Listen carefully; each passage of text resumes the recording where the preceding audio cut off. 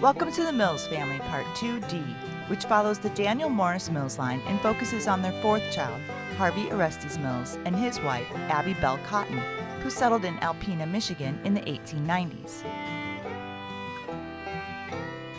We'll start by looking at the family tree. Mom's parents were Dorothy Estelle Fleming and Edward Guy Doherty. Edward's parents were John J. Doherty and Lillian May Mills. Lily's parents were Abbie Bell Cotton and Harvey Orestes Mills. Harvey's parents were Daniel Morris Mills and Elvira Eliza Denison.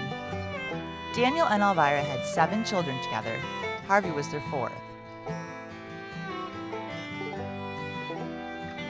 Harvey Orestes Mills was born on March 14, 1858 in New Baltimore, Michigan.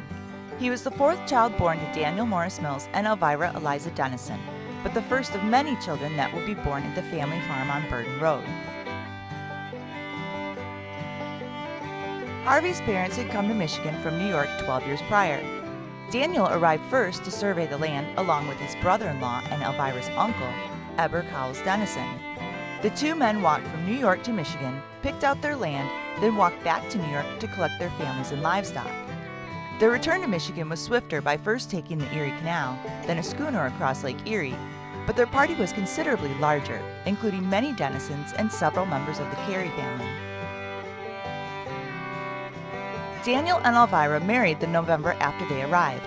They bought 80 acres on a sandy ridge near 23 Mile Road and Gratiot Avenue, where they lived for the first 9 years. In 1855, the family moved to what would be their permanent residence, 30 acres purchased from Elvira's father, Hiram Denison, on Burden Road in Chesterfield, just north of the town line of New Baltimore, Michigan. At the time, New Baltimore was the second largest town in Macomb County after Mount Clemens. Throughout Harvey's childhood, manufacturing was the primary industry of the city of Mount Clemens, shipping all kinds of goods out of Anchor Bay. The railroad arrived not long after Harvey, bringing expansion with it. This is the same line that Thomas Edison worked on selling newspapers and candy, and the same station where he saved a young child's life. Harvey's parents purchased adjoining land so that, by 1870, their farm consisted of 100 acres and was valued at $5,000. Elvira's parents lived with them, Hiram and Patience Smith Denison, in addition to Elvira's widowed sister-in-law Lydia and Lydia's son Irvin. Harvey would have been about 15 when the first bathhouse, aptly named the Original, opened in Mount Clemens in 1873. As he neared adulthood, the area flourished with resorts, hotels, opera houses, dance halls, and all manner of things to entertain the scores of travelers who arrived daily to partake in the sulfur springs. It was a clever ordeal. The idea of sulfur baths is centuries old, but this recent bit began when a farmer named Dorr Kellogg, no relation, found that the local sulfurous water worked wonders on his eczema in 1870. It was claimed that at least 3 weeks were required to fully access the curative powers of the springs, with some guests staying upward of 3 months at a time. At its height, the area boasted 23 major hotels and bathhouses, along with many smaller hotels and boarding houses, hosting celebrities like the Vanderbilts, Clark Gable, and Jack Dempsey. It wasn't limited to Mount Clemens. There were bathhouses all up and down the thumb coast of Michigan and across the country as the popularity of sanitariums and health spas continued well into the next century. Along with his brother Hiram, Harvey worked the family farm in the summer and the lumber woods in the winter. In 1880, Harvey was 22 and living in Saginaw, Michigan, working as a farmhand. His brother Hiram was a farmhand there as well, just a farm over from Harvey. In 1882, Harvey's father died of heart problems at the age of 59. Harvey returned to New Baltimore to care for the family farm until Hiram, as the eldest son, was able to do so. In his mid-20s, Harvey fell in love with a young lady by the name of Abbie Bell Cotton. She was the daughter of Jonathan Franklin and Jane Ensminger Cotton, whose farm was on Cotton Road near 23 Mile. Her father stood 6 feet 6 inches tall, was a Civil War veteran, and a well-respected man around town. They had planned to have their wedding at the Cotton Farm on April 7, 1886. Harvey was 28 and Abbie was 19. The dinner had been arranged, friends and family had been invited, and it could have been a beautiful spring day. But it's Michigan. The day before Harvey and Abbie were to be married, the Detroit area received the largest amount of snow it's ever recorded in a 24-hour period. 24.5 inches, one for each hour it seemed. It had a high water content too, making it heavy and well packed. Some drifts were 12 feet high. Harvey, though, was bound and determined to become a married man that day. He packed his wedding clothes into a suitcase and set off. Except for the 2 feet of snow, it would have been a nice spring day. The skies had cleared and the temperature was in the 40s. The following days would be in the 50s.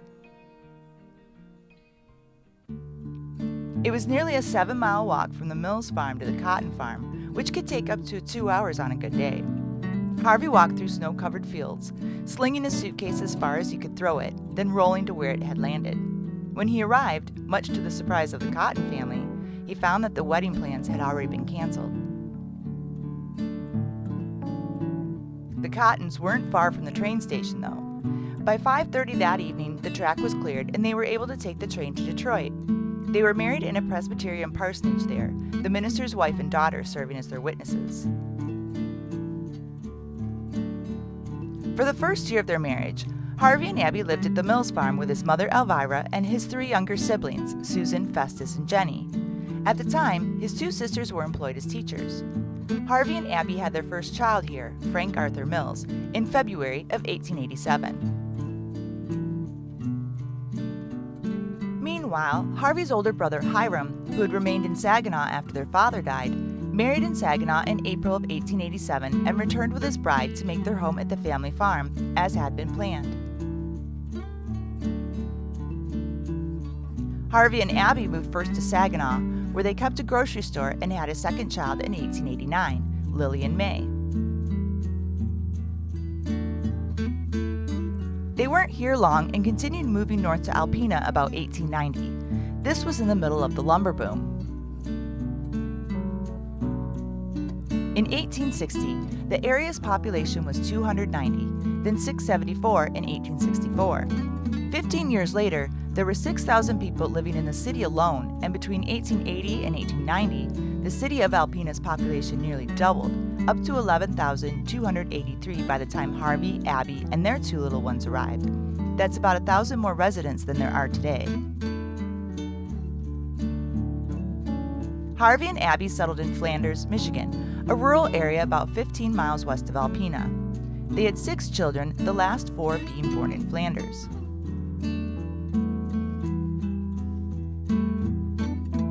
Homesteading in northern Michigan was difficult, back-breaking work. Most men farmed in the summer and worked the lumber camps in the winter.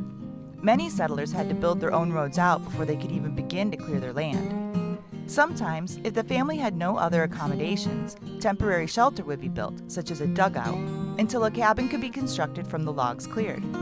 Once the cabin was up, care was taken not to fell any trees onto it. Often, property purchased from the lumber companies at a discount already had a portion clear-cut.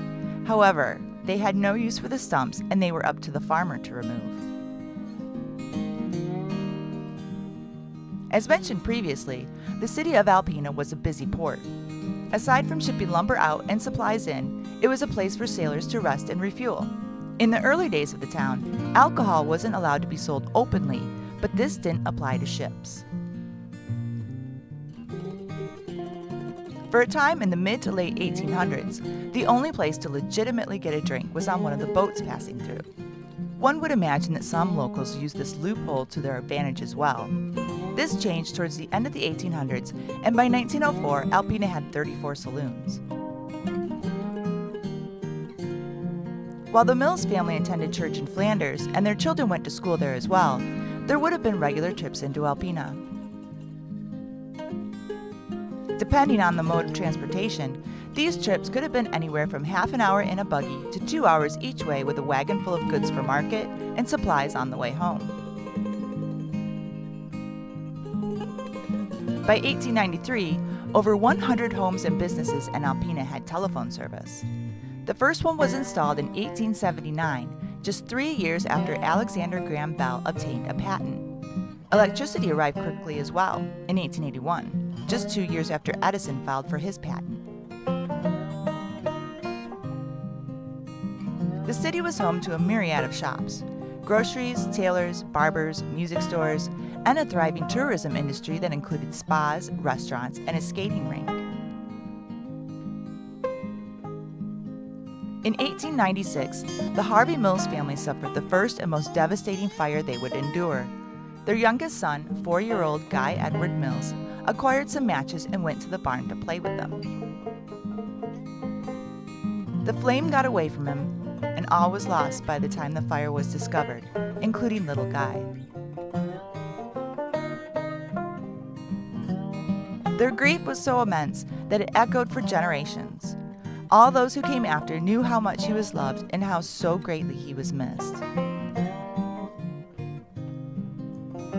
The following year, at the end of October in 1897, Harvey and Abbie took the kids to Mount Clemens by steamer to visit her parents, the Cottons, and presumably his family in nearby New Baltimore as well. The Leonardsons and Mrs. Milton, mentioned below, were in-laws of the Cotton family. It wasn't their first time making the journey, but it still must have been quite the adventure for 10-year-old Frank and 8-year-old Lily. Jenny was 22 months old and may have proved quite the handful to keep contained on board a ship. One of the steamers providing service at this time was the city of Alpena. At 225 feet long, it offered staterooms to passengers, and it's possible that our Mills family, or perhaps the Cottons, had the means to travel in this manner. Harvey, Abbie, and the kids stayed with the Cottons in Mount Clemens for 3 weeks. They returned to Alpena by steamer in the middle of November. Maddie Viola was born a year later in November of 1898. Fire was a constant threat to the Pioneer. Most often, these fires were started by lightning, but there were plenty of other causes too. Wildfires were frequent. Alpena had 2 large fires in the 1870s that destroyed parts of the city and, in response, had formed 2 volunteer firefighter brigades. A year later, on St. Patrick's Day of 1903, their youngest was born, Edna Ethel Mills, and their farmhouse had been rebuilt, giving double reason to celebrate. Harvey and Abbie were active members of the Greeley Baptist Church. He served as a Sunday school superintendent and on the local board of education for several years. In 1906, 17-year-old Lily Mae, our great-grandmother, was the first of their children to marry. Here she is with our great-grandfather, John J. Doherty, on their 50th wedding anniversary in 1956.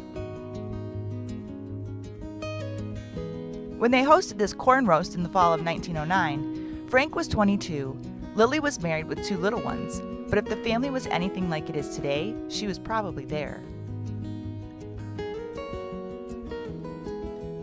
In 1910, the household consisted of Harvey, Abbie, Frank, who was employed as a laborer outside of the family farm, Jenny, Maddie, and Edna.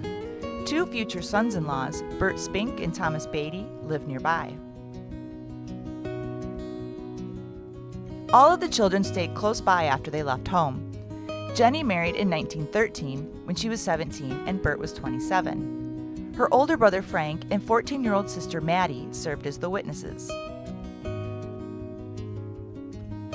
Maddie married the following year at the age of 15 to 22-year-old farmer Henry Wiseman. In the 1910s, Alpena was thriving. The era of logging had come to an end, but the city had already grown beyond it. Alpena is home to the world's largest shale quarry and the world's largest cement plant, which was established in 1908. On May 30th, 1918, Frank Arthur Mills, Harvey and Abbie's oldest child, shipped out with the 85th Field Artillery Division on the Mauretania. Destination classified. He'd returned from France less than a year later, but not to his mother. Abbie Bell Cotton Mills died of apoplexy on December 22, 1918, at the age of 52. Generally, the term apoplexy was used for any death that was preceded by a sudden loss of consciousness. We can only speculate from this distance as to the exact cause of death. It could have been anything from a stroke to a brain tumor, or something aggravated by a bout of the Spanish flu, as the timing fits. On the 1920 census, Harvey was listed as living alone, but all of the children were nearby, most with their spouses, except for Frank and Edna, the oldest and youngest. Frank never married, and Edna kept house for him and most likely their father next door until she married in 1922.